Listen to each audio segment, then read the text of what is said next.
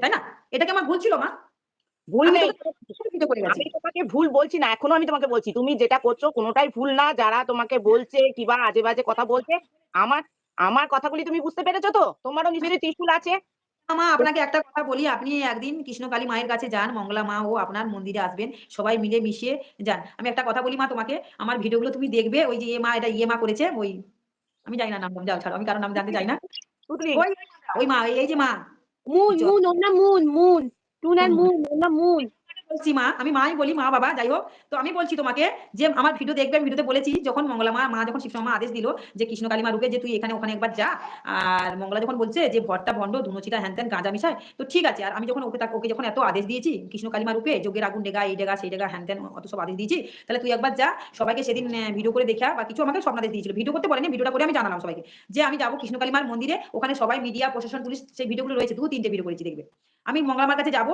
মায়ের যখন ভর হয় ভণ্ড, তাহলে সবাই দেখুক না সেখানটায়, তাই না? যে তুমি ধুনুচি সাজাবে। আমি মঙ্গলা মাকে বলেছি তোমার যত বড় ধুনো আমার ধরার মতো যেন ক্ষমতা রাখি, মানে ধরতে যেন পারি, তাই না? তুমি যদি এত বড় মুখটা ঢোকাবে কিসে করে মা, তাই না?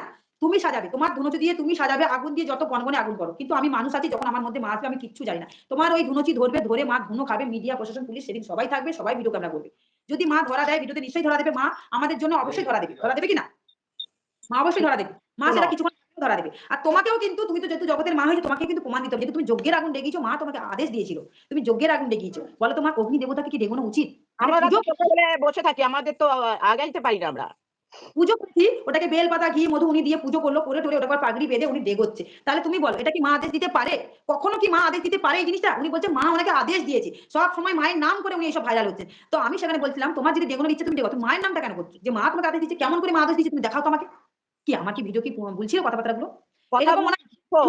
নোংরাকে নিয়েও তো নোংরা শোনো, শোনো, তোমাকে নিয়েও অনেকে মানে শুধু ওই যে তোমার তুতলি না, আদার্স যারা আছে তোমার মাথায়, তোমার পিছনে কটা লোক আছে যেগুলি তোমার মাথায় ঢোকাচ্ছে। মানে তুমি যে কথা